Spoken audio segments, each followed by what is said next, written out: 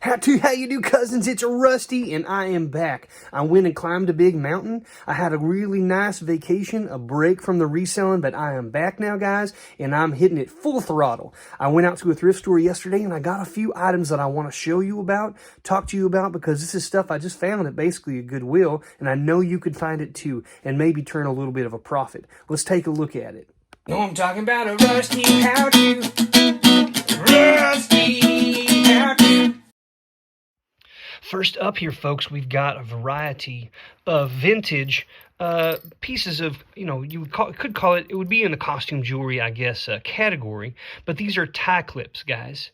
And some of them have designer names on them. Some of them are just are kind of custom, like, made ones. Here's one that's like a horse. It's got some little pieces of turquoise in there. It's like a Southwest theme. These are kind of interesting. This has got like a cat's eye type stone in it, and they would actually fold over on each other in like that and then clip over. This would be for like cufflinks. And here are a couple of standard cufflinks. Here we got this onyx color here with a jewel in the middle. It is not a diamond, but it looks classy. It looks nice. It's a very 1950s, 1960s look there. And then some of these basic brands like Swank or Haband or some of those. This little baggie paid $1 for at a thrift store. And so, I mean, I could throw up each of these on auction for $1 and probably make $4 or $5, maybe more for each of these. Just depending. Something that's basic like this might not draw that much attention. I could also throw it up in a lot to sell it quickly, and I could make most of my money, not only my money back, but I could make a nice little profit. But some of these are very interesting, kind of unique like these, and so I think I'll do these individually. It won't take that long. I could even do it all on my phone and list it if I wanted to. Keep a lookout, guys, for tie clips. Do your research. Get on eBay. You can see what ones are selling for. I would specifically look for which brands, right, are selling for the most money, or if there's a particular type of look that people are going for. Are they gold tone? Are they silver tone? Which brands? And which eras. I like finding old books, folks, because media mail is super cheap for shipping, even if it's a little bit heavier or bigger. And so this one right here is Captain's Courageous by Rudyard Kipling, and this is from the late 1800s, guys. The thing that this has going for it specifically is that it has the original dust jacket on it, and it has the price, $2.50, guys, for this back, a long time ago. When I said late 1800s, but I may be mistaken on this. This may be like early 1900s. Let's take a look here. 1897 is the last that we see, so this is somewhere between 1897 and 1900. So I was right, I guess. But this is really a nice, it's nice condition. The book itself is in nice condition. I've seen this exact one with the dust jacket sell recently for about $28 on eBay, and I paid about $3 for this at Goodwill, of all places. Guys, I'm always trying to get on here and educate you for stuff that you can find and sell. And I have to be very honest with you. I still make mistakes, even though I've got a lot of experience. I've been selling on eBay for over 20 years, folks. I've been doing it full time for a little less than 2 years. But I've learned a lot in that time, and I've made a lot of mistakes. I've learned from those mistakes, but you know what? I still make them sometimes. I bought these, guys, at a thrift store. They were labeled as Bakelite beads with sterling silver end caps. I'd never seen anything like this before. I had seen these barrel-shaped beads before. I've come across ones that are both Bakelite and ones that are not Bakelite. And if you're not familiar with Bakelite, please go to our channel and just search for the word Bakelite. You'll find some videos where we instruct you on how to test for this stuff. It's an old form of plastic. It has ammonia in it. In fact, if you rub it and smell, it'll smell like ammonia. Kind of stinky stuff. But these were awesome. They came with a little string that these were on. I thought to myself, I'll find a sterling silver necklace that I've got. I'll string these on. And if these are authentic Bakelite and authentic sterling silver, something like this, which weighs somewhere between 80 and 90 grams, could sell for $200 to $300, no joke. I paid $20 a piece for each of these. Okay, so I'm $60 in. That's a lot of money. Here's where I made the mistake, guys. I trusted the person that was selling it. That was the mistake. I didn't do anything to verify. I don't bring semi-chrome polish to test these when I'm in the field, because that just doesn't make sense. But although I do believe that these are silver, I tested and these are not Bakelite, guys. These are another newer form of plastic that are made in that same swirly kind of egg yolk color. They aren't Bakelite, so they are not going to be worth $200 to $300. If I put a sterling silver necklace in it, though, do I think I can get my money back? I do. I think I can I'll put these up for, say, $80, maybe even $100, and see if I get an offer. I'm going to try to sell these back for what I paid for them, $60. I'll lose the whatever on the necklace itself, but you know what? I'll probably pull a necklace from a lot that I bought. I've already sold stuff, made my money back on that lot, and some profits. So the silver necklace I've got left is just basically, I'm in at 0 cents at this point, and so there won't be a loss. But let this be a lesson to you guys. When people are claiming things or a certain thing, I typically trust people, but you know what? Sometimes I'm burned, and this was an example. I hate to say it, but I got to be honest with you. I make mistakes. If you're looking for Bakelite, guys, there are some different ways to tell. Take a look at our video. But this is another one of those lessons, hard lessons I got to learn. Now I got to figure out a way to sell this, make my money back. I've talked about scissors before, folks. And a lot of times people see scissors, especially small ones like this that are more like child size or small sewing scissors, and people think that's not worth anything. It's not even worth $1. A lot of times these things can sell for decent money, guys. This is a brand called Klaus, Klauss. This is a German brand, I believe. They're very nice. They're small. They're nice and sharp. They don't have much rust on them or anything like that.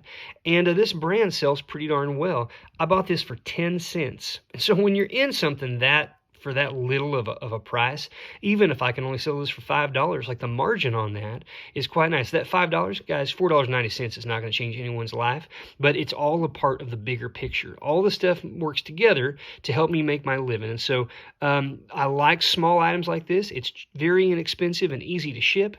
And so don't pass up on this stuff, guys, especially if you can get things for fractions of a dollar.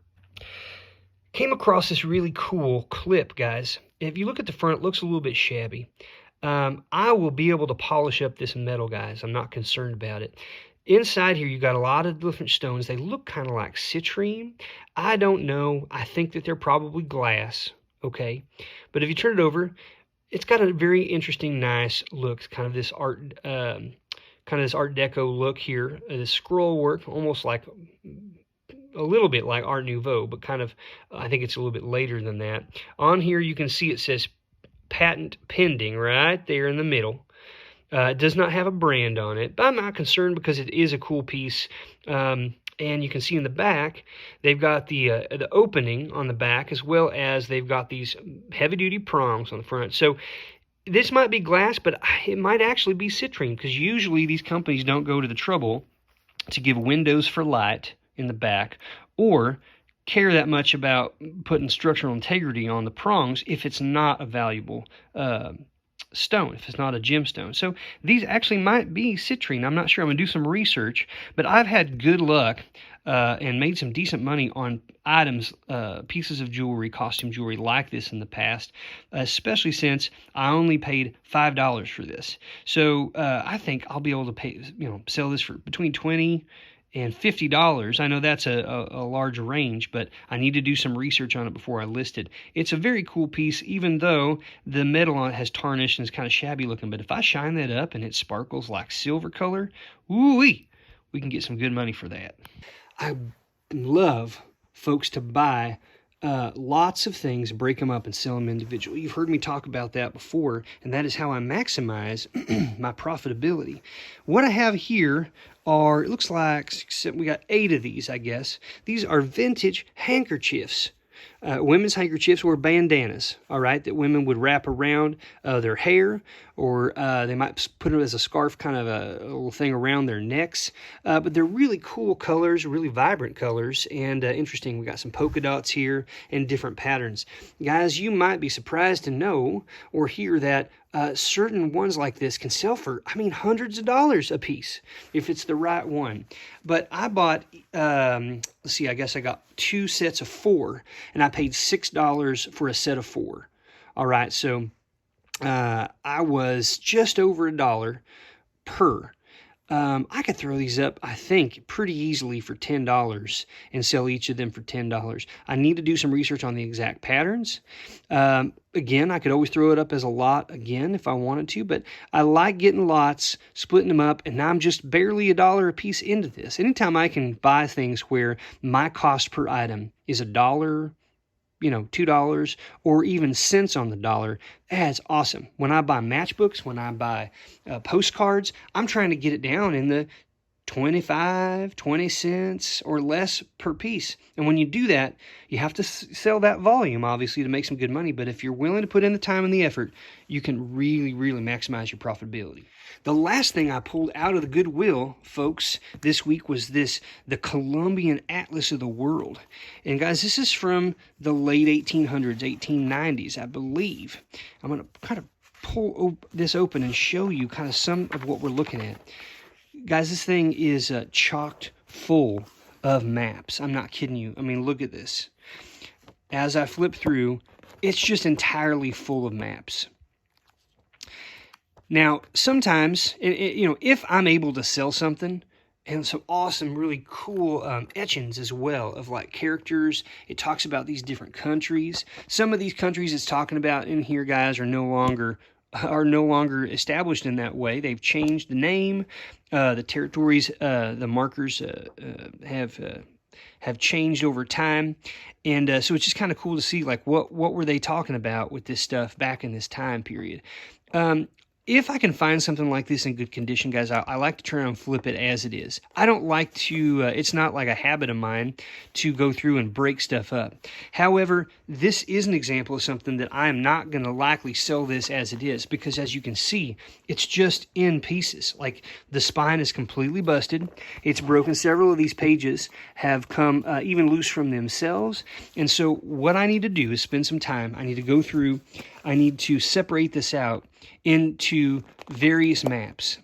And then what the best thing to do is I'll probably get on eBay or on Amazon, and I'll measure the dimensions. I'll buy a little plastic sleeve, and I'll also go out to, say, some sort of a hobby store, and I'll buy a bunch of not cardboard, but what's the word for it? The stuff that you put around pictures when you're going to frame them. The mats, that's what I meant to say.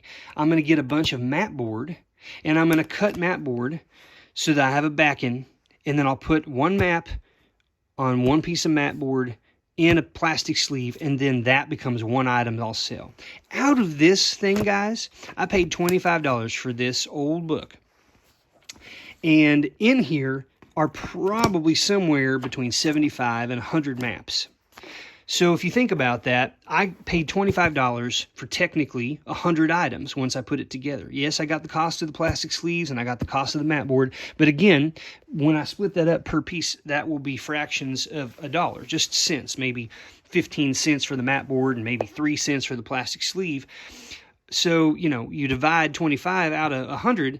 And so I am in way less than $1 per map. And I'll be able to sell these things for probably $5, $10, just depending on what it is. Over time, it'll take time, but this is a really good thing to do, especially if you find things that are heavily damaged like this, guys. Never underestimate the value of the contents of a book or a magazine or something like that. Again, do your research. If it sells well by itself, by all means keep it together, because people, they want those. And I'm not recommending people go and destroy stuff just for the sake of doing it. But this is one of those pieces where I saw an opportunity of something that was damaged, so I could get it cheaper, and now I'll be able to be a little creative and then make some money off of that. I hope that helped, cousins. Guys, these are things you can find around you every day in your community. If you have a Goodwill, thrift stores, or little antique stores, these kinds of things exist. Guys, I'm not doing anything magical at all. I'm just going out and looking around. All right, well, I'm going to get back to work. I got to get these things photographed and up on eBay. We'll catch you later. Rusty hair.